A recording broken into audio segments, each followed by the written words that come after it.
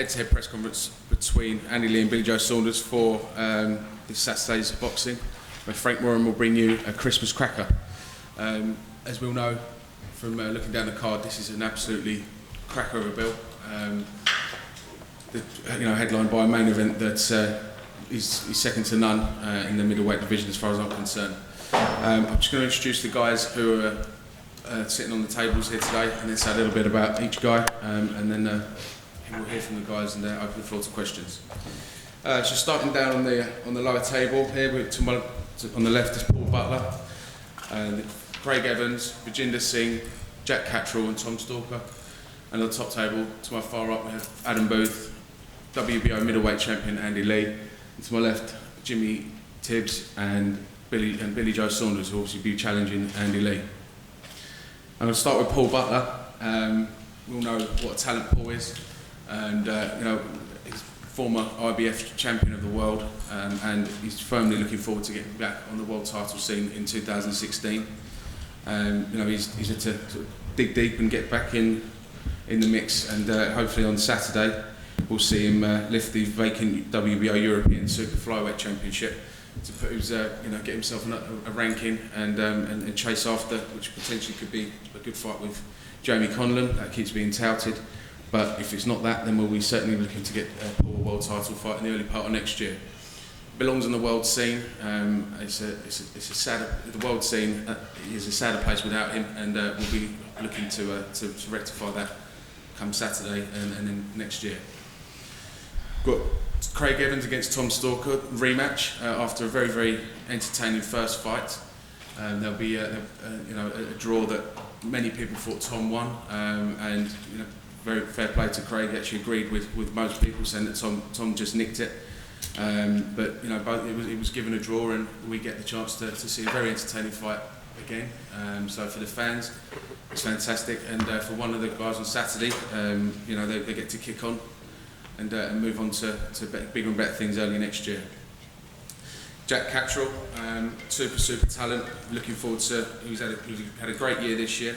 Was touted at the beginning of 2015 as one of the guys to watch, and rightly so. And I think it'll be have to keep both eyes on him again in 2016 as he continues his development. He's been defending his WBO Intercontinental title against Joe Nunes Rodriguez. He's got a decent record of 15-2-1. He's a Mexican, and we're hoping that this guy will come and have a fight with Jack.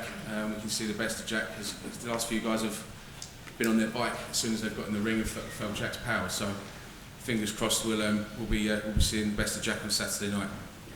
His stablemate, Vijender Singh, will be continuing his development in another 4-rounder against Samet Huisnov. I hope I pronounced that right. Who brings a different challenge to Vijender on Saturday after his first 2 knockout wins over English opponents who had less fights than Samet has, less fights combined than Samet has. Samet's 7-7, so he's got the experience, and I'm sure he'll give Vijender a stern test as to where his development is up to. He's thoroughly settled into life in Manchester and life with Lee Beard as his trainer. He's slotted right into the gym up here, and I'm looking forward to seeing his continued development. And we've got some big news for him, which we'll hopefully be announcing, which we will be announcing after his fight on Saturday. Something really exciting things going to be happening for Vijender early part of next year. To the main event, as we all know, this is a fight that it has been put on and off a few times, but we're finally here. We've had numerous press conferences, and apart from the post-fight press conference, this will be the last one. So it's now it's fight time. The talking is over, nearly over. I'll start with Andy. He's an absolute warrior, as we all know. Winning the title in the fashion he did against Korobov was absolutely so impressive. Pretty down on the scorecards, but as we all know, what Andy's got in his locker is a huge punch, and quite rightly ended up with that belt on the night against Korobov, and then battled to a hard draw with Quillen shortly after that. His you know, he's obviously been doing everything he can to keep hold of that title on Saturday. But in Billy Joe Saunders, I think there's a guy here who will prove a real test for Andy. Both guys to win this are going to have to be at the top of their game. You know, probably better than their best that they've ever been. You know, it's Tyson Fury created history. You know, by beating Klitschko, becoming the first traveller to win a world title. But this is the second bit of history where this is the first time two travellers will be challenging for a world title. So, English traveller, sorry. First English traveller to do so in Tyson, but this is the first time this has happened where it's two guys who, you know, from the travelling community will be challenging each other. So it's another bit of history. Billy Joe, you know, he's been there and done it on a domestic level. You know, he quite happy. You know, he beat the two guys that were that fought last Saturday at the O2. He's a very experienced over 12 rounds and can outbox anybody. But as we all know, I've just mentioned Andy. You know, can pull out that punch. So whether he's behind or in front of the scorecard, Billy, you know, Andy can do what he does with that fantastic power that he's got. We've got the trainers up here as well. I'd just like to hand over to Andy and Jimmy for a few words before Andy and Billy say anything. Not a lot to say really. I'm really excited about this fight on Saturday. Andy's still improving as a fighter. What he's doing at the moment is very impressive. Underestimate his boxing ability at your peril, and underestimate his power, and you'll see what happens. I'm really excited. I'm very, very confident that Andy's going to perform the best he ever has done in any fight, and I expect nothing else but an Andy win. Jimmy. Yeah, that's one thing for sure. We've never ever underestimated Andy Lee. We know what he can do. We know how he can punch. We respect him as a fighter and as a nice fella.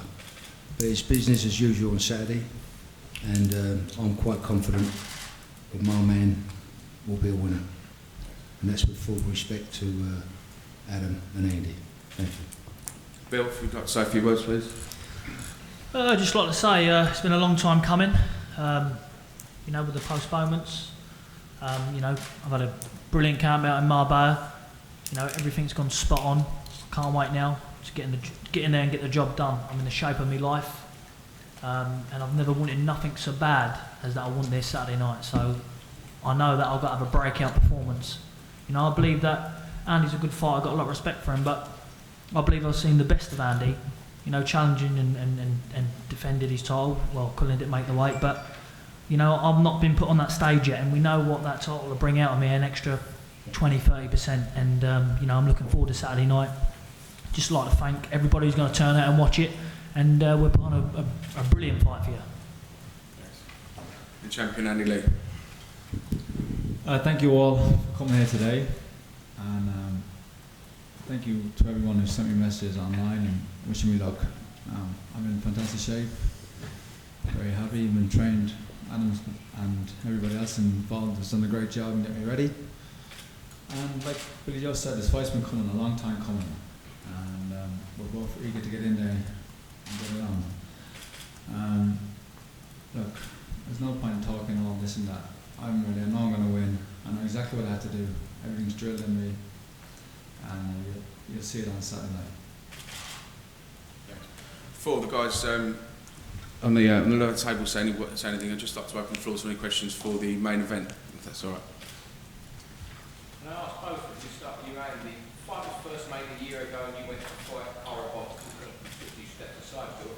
Was there any time you thought this isn't going to happen, given what's happened with the postponements? Start with you, Andy. It doesn't really matter, you know, it's here, it's mandatory. When there was a couple of cancellations, I knew it would happen eventually because we had agreed to it, we'd signed the contract, and you know, it's here, it's a fight. To me, it's another fight. You know, for Billy Joe, it is the biggest night of his career. But for me, it's another fight, and he's another opponent, and that's the way I'm approaching. I know he's going to come with a lot of fire. I know who he is. I know the fighter he is. very hungry, but that may work against him, because if he's eager, he might leave him open and expose him a little bit, but we'll see. It's all immaterial until we get in the ring. Yep. Did you ever think his father was going to pass you by? No, definitely not. You know, people was when I got offered the IBF to fight. Yep. You know, I'd done a deal with the WBO, and you know, and that was my route. Obviously, if I could have boxed him while Andy was going to America to fight Quillen and made this a unification fight, I would have. But you know, my deal fell through then with the WBO. So, you know, this is all in God's plan for me. I've been patient. I've waited. And I feel that Andy's the right man for me and the right time for me right now, Saturday night. You've seen the best of Andy when you say the right time. Well, listen, I think that, you know, Andy's not to be underestimated by nobody. You know, he's proved that. He's proved that he can be down on the cards and pull it out. But, you know, I think that I'm a smart fighter. People underestimate me and they look on the outside and think, yeah, I could catch him in that. But when they're in the ring with me, it's a different thing, different story altogether. But listen, like I said, the talking's all done. You know, we've had a long build up to this fight, shall I say? A lot of press conferences. You know, we've bumped into each other a lot. We was in a radio station this morning, sitting next to each other in the room alone. So it's one of them. But it's just business now. You know, everything's done. The hard work's been done. But now the fighting's got to be done. And it's something over there that I've been wanting since I've been 5-year-old, and I got a chance to get it Saturday night. What do you make of the fact that Andy spoke about his greater experience, the fact that he's been in world-class opponents and everything, so you haven't... Well, listen, you go through experience in life. I was 17 years of age qualifying for the Olympic Games. So I've boxed the best in Russian, Cubans, I've boxed them all. I know that's amateur, but it's all part of boxing. This is all still boxing. It's all a game. It's all mentally, physically. So experience, you know, I was Olympian at 18, so I've got the experience there. And, you know, I've been on the biggest stage in the world, same as Andy in the Olympics. You know, this is not phasing me. I've got a job in hand, and you know, it's been a long road, and I can see the goal now. And that's all I've got to do now is take that belt, and you know, the big fight's open for me. There's plenty of big names out there for me, and I'm sure they can be made, them fights. And you said there that it's been his biggest fight of his career. Do you think he's under more pressure than you in this fight? I don't. I think there's always pressure to win from both sides. I'm not sure. I don't try and get any false confidence from anyone. I don't even think about what he's feeling or what's in his mind. I am going to go myself. I know how I'm feeling. I'm feeling very good. When I'm performing in the gym the way I've done in this training camp and the way I'm feeling now, I feel like this is going to be one of my best fights. So my concentration is on me and nobody else. Andy, Jimmy spoke about again how he's such a nice fella and you're universally respected with being an honest, decent guy. But can you bring that nasty streak into the ring on Saturday? Yeah, like myself and Billy Joe and a lot of respect for him, Tibbs as well, Mark and Jimmy. And you know, when this fight's over, we'll shake hands and we'll see each other around and be friendly. But when the bell goes, it's business. And I'm a different person when that bell goes. I'm a different man. I'm not the man you see sitting here. The time I walk that ring, transition and change comes on me, and I'm a different person. And you see that. You see that in the fight. Andy, when does that change come? Does it come after the weigh-in or the morning of the fight? It builds up, but not until I'm in the dressing room. Until I leave the dressing room. When I get the knock on the door, says time to go. That's when it happens, and it's instant. And that's it. You'll see it when the bell rings. You'll see it. Adam, do you notice that maybe when he's getting into a certain mode, walk into the ring or getting into a fight mode? Yeah, I've noticed it in a few fighters, and especially with Andy. It's more extreme with Andy because he is, you know, such a quiet, intelligent, pleasant guy to be around outside. But he can be the polar opposite when he clenches his fist and let the hands go. Billy, can I just ask, how important is it for you to have a man of Jimmy Tibbs' experience in the corner on such a massive night? You know, it's not only have him in the corner on the night. I've had him in the corner from day one. And I've had him in the corner all this training camp. and you know, he's very good at reading fighters. He's trained the best. You know, he's been successful in his career as well. So I believe that Jimmy's probably got, no disrespect to no one sitting here, but the most boxing experience than anyone in the room probably. So that's a big advantage to me. Not that I'm looking to use it, but it's always nice to have on board. And you know, he's one of the best people I've worked with in boxing. Jimmy, there's very little you haven't seen in world boxing. What's your assessment of Andy Lee? Sorry. What's your assessment of Andy Lee at the level he is? Well, my assessment of Andy Lee is he's middleweight champion of the world. You've got to respect him for that. He's the best fighter that Billy Joe's going to fight at the moment. And as I said before, we're not underestimating. That's why we went away to the camp. And we're going to do the job. Could I just switch that question around for Adam? Adam, I mean, you know, you've been involved in a huge number of big fights, very known for your tactical acumen. I mean, have you seen things in Billy that you feel Andy can exploit? That's boxing. Every fighter has strengths and weaknesses, and it's the job of the fighters and the coaches to study them and work on them. And you know, I'm under no illusion of the experience that sits in the other corner, but we have to stay and only stay focused on what we know and what we understand, and a great fight will prevail. We saw Andy's workout at Arnie's gym yesterday, and he just seemed to have he's been very respectful, and there's been a lot of respect in this fight, but the tension level just seems to be rising slightly in him. You know, is it game face time?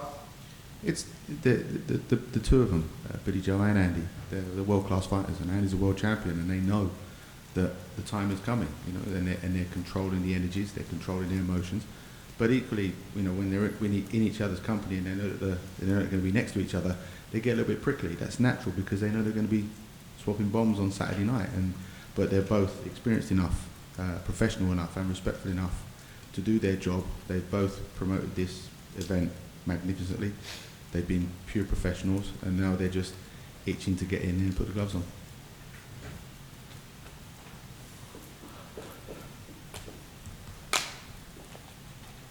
Any more questions for Billy or Andy? Okay, just shift the attention to the guys who are supporting this fantastic fight. I'd just like to open the floor to any questions for Paul, Craig, Vijender, Jack or Tom, please. Vijender, how important is it to you to be on such a big stage this weekend? Yeah, that's a big fight night, and I'm totally excited. That's my third fight, and it's going to be 6-rounder. It's going to be tough, I know that, but I'm totally prepared for that, and I'm so excited for the December 19th. Yeah.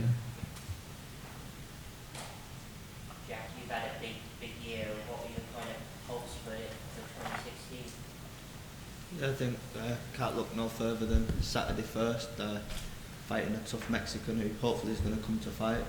Once I've got that done, then we can sit down and see what the new year brings. Why did you agree with rematch? Because you didn't really have to. You could just say Because it was a good fight. I think he deserved a rematch because he thought he won it. And I think I got a point to pull across, knowing I didn't perform that well. He performed the other night. He had a good fight, and I got a point to prove. So Tom will think it's a point for everybody you feel equally. You want to show your better. Yeah, definitely, yeah. What about you, Tom? What's your assessment on it? Yeah, well, when Craig said that he felt like he underperformed, that's made me in the gym raise my game again. So I'm prepared for this fight for a better Craig Evans. So at the end of the day, I think it's going to be a great fight for the fans. And I can see it being the same sort of fight as last time. It's going to be times now, it's going to be hard, but I'm going to be more than ready, and I'm going to be better this time than what I was on the last fight. Is it a must-win this for you, Tom, really? My last fight, I went in with the mentality, it's a must-win, obviously, because on a few of my fights I haven't performed, basically, and I feel like my last fight showed what I can do, and to give me the confidence more than anything in this fight to be better. And I know if I win this fight, I know there's going to be some good fights for me next year, so it's a fight that I've trained so hard for, and it's a fight that I'm going to win. Craig, are you going to stand lightweight after this fight, or might you consider stepping back down to super featherweight? You had a lot of success there. Yeah, I think I'm going to analyse this fight, see what happens. But then if they offer me big fights at lightweight, I like to be in the good fights. I like to fight the best fights. So, but if anything does happen, I am looking to go back down to super featherweight. Vijender, can I ask, you sat on the table in the early stages of your career, obviously, but there's a world title belt behind you. How much inspiration does that give you at this stage of your career?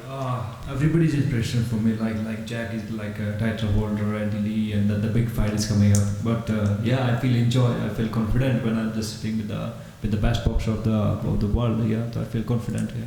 How much inspiration is it that you can get there quickly to that sort of level? That's good. I can say that because it's a boxing. It's not a team sports or anything. It's up to me like how I'm going to perform in the ring. But yeah, it feel confident when you're just sitting with the superhero. So it's good. Yeah. Paul, you've got a decent opponent Saturday night, former European champion. I think the fight for the world title was a close one. Yeah. Is this your first serious test since the Tete loss? Yeah, definitely. We've both had winning for world title before, won European title twice. So to step up from the last two opponents, which I believe we need, hopefully pick up this title, pushing up the rankings and push on 2016, have a big year then. Are you confident you're going to win a world title again next year? Definitely. Hopefully I get a chance again and perform a little bit better in the European set. Paul, all the talks of Jamie Conlon, I mean, how dangerous is that for you when you've got an opponent on Saturday night? I mean, is your mind on Jamie Conlon or is it on this title? No, it's all on Saturday. When the fight comes with Jamie Conlon, I'll deal with Jamie Conlon, but all eyes on Saturday at the moment. Well, when you won that world title, does it make you more hungry to back and climb the mountain again, really? Because some people might be satisfied with that. Look back and think I was a world champion, so I've done it really. Yeah, definitely. Looking back now, maybe I should have stayed at home to get the title, but I obviously got the chance to come back now, make history. So sure that I will get that bit between the teeth again and go back on the title trail. Hopefully get this and then we'll have a good 2016 then. Just for that, you still playing pool, back home now. Still playing pool, still playing football. Still winning. Never mentioning, yeah. Not still playing football, are you? Still playing football.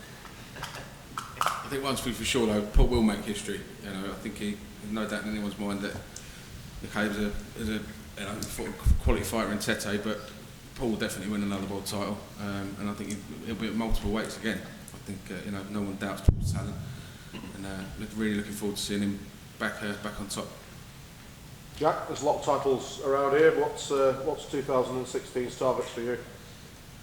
Obviously got the fight on Saturday, but hopefully in the new year, the calls have been made. There's some good fights been made. I know Tyrone's got the British title. That's one I would like to fight for, but there's other fights internationally as well. There's a lot of people with titles, so I can't look no further than Saturday, but in the new year looking to pick up some more titles. How much do you feel you've come on this year? I've had some tough learning fights this year. They've not been easy opponents. Been in the gym all year. We were all pushing each other, me, Vijender and Adrian. Keep learning, so yeah, coming on leaps and bounds. We've just got to stay focused.